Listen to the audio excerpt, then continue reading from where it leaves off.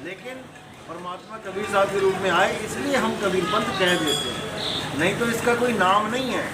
कबीर साहब का कोई नाम नहीं है, ये तो हमें तुम्हें बताने के लिए कबीर नाम रख लिया, खुद ही रख लिया सतनाम।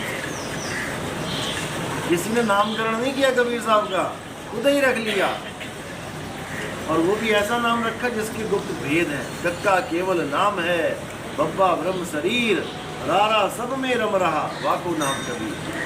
तो वो है कबीर पंथ जो सब में रमता है, जो भोले शंकर में रम रहा है, जो श्री राम में रम रहा है, जो श्री कृष्ण में रम रहा है, जो कबीर साहब में रम रहा है, जो रविदास जी में, जो हम में, आप में रम रहा है, वही आत्म राम घट घट में रम रहा है। उस आत्म राम को जानना ही हमारे इंसानी चूने का लक्ष्य है, ना कि किसी मंत्र को जपना, किसी पूजा पाठ को करना, किन्हीं तीर्थों में जाना कि 4 धाम की यात्रा कर लोगे तो मानुष जन्म सफल हो जाएगा। कुछ सफल नहीं होने का।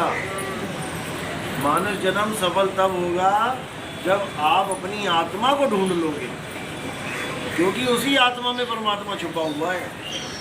वो हमें खुशबू कहाँ मिलेगी? फूल में मिलेगी। फूल को ढूंढो, जब फूल मिल गया तो खुशबू ऑटोमेटिकली मिल जाएगी। घी को ढूंढना है तो दूध को ढूंढो, और दूध में ही तुम्हें घी छुपा हुआ मिल जाएगा। इसीलिए बोला, मोको कहाँ ढूंढे रे बंदे, मैं तो तेरे पास में। और हम कहाँ ढूंढ रहे थे? कोई सतलोक की बात कर रहा है, कोई अलग लोग जाने की बात कर रहा है, और वो हमारे घट में विराजमान है घट में, पर दिखत नहीं, दिखता नहीं है वो। जैसे दूध में दही घी नहीं दिखता। आप दूध का रेट क्या है? 50 रुपये, 60 रुपये, 70 रुपये लीटर। और घी का कितना है? 600 रुपये। तो फिर वो दिख नहीं रहा। लेकिन कब दिखता है? जब गुरु दया करता है। अर्जुन को कृष्ण जी का विश्व रूप कभी दिखाई ही ना देता, इसीलिए उनको दिव्य दृष्टि देनी पड़ी। दिव्य दृष्टि मिल गई तो वो दिखाई देने लग गया।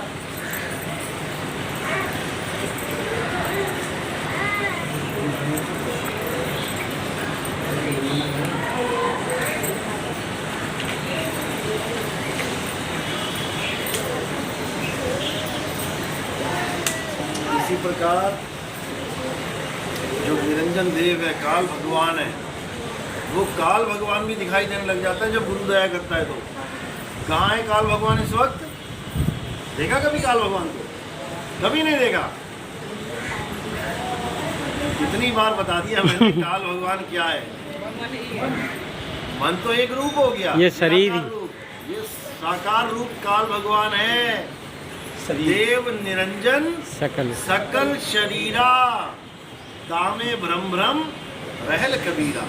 ये जीवात्मा इस काया में छुपी हुई भ्रमित हो चुकी है।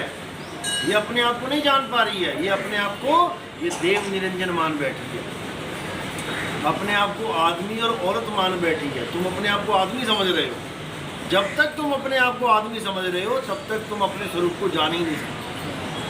किसी ने फिल्मों में देखते ना, गोरिल्ला के कपड़े पहन लिए डराने के लिए किसी को। अब उसने इतनी बार कपड़े पहन लिए, इतनी देर के लिए पहन लिए कि वो अपने आप को गोरिल्ला ही समझने लग गया। अब वो कब अपने आप को आदमी समझेगा? जब दूसरा गोरिल्ला आएगा जिसके अंदर आदमी छुपा हो, वो खोल के दिखाएगा, देख भाई आदमी है, गोरिल्ला नहीं है हम लोग। ऐसे ही कबीर साहब भी ये कपड़े धारण करके आते हैं, मनुष्य चोला। लेकिन हमें ये समझाने के लिए आते हैं कि हम चोला नहीं हैं, हम आदमी और औरत नहीं हैं, हम वो चेतना है, हम वो आत्मा है जिसने इस चोले को धारण कर लिया है। जब तक तुम राम जी को आदमी और सीता जी को औरत मानते रहोगे, तुम राम और सीता को जान ही नहीं सकते। राम और सीता आत्मा है, शरीर नहीं है। शरीर तो धारण कर लिया उन्होंने। हम लोगों ने शरीर कैसे धारण किया? गर्भ में जाके। ये कपड़े हम लोग ने पहने कहाँ से मिले? दुकानों पे। और ये वाला कपड़ा कहाँ मिला? मनुष्य चोला, माँ के गर्भ में। हमने गर्भ में जाके धारण किया। और कबीर साहब बिना गर्भ में गए धारण करते। ना हम लीना गर्भ बसेरा, बालक होए दिखलाया। यानी मैंने तुम्हें बालक होके दिखला दिया। तो बालक से पहले क्या थे वो? बालक होके दिखला दिया, यानी बालक बन के दिखा दिया मैंने। बालक से पहले क्या थे वो? आत्मा थे। आत्मा ने ये आवरण ओढ़ लिया, चोला ओढ़ लिया, अब आत्मा अपने आप को ये चोला समझ रही है। बस यही अज्ञान है। किसी को हमने सुधार देना है। तुमसे कहूँ मैं नाम विचारी, ना वो ज्योत ना पुरुष ना नारी, तब समझ में आएगा ये ज्ञान, नहीं तो नहीं समझ में आएगा। मेल और फीमेल प्लग होते हैं, आप प्लग लेने जाओ दुकान पे, पता है ना मेल फीमेल प्लग होते हैं, लेकिन करंट थोड़ी नहीं मेल फीमेल होता है। करंट तो दोनों में एक साथ चलता है, चाहे मेल में टच करके देख लेना चाहे फीमेल में।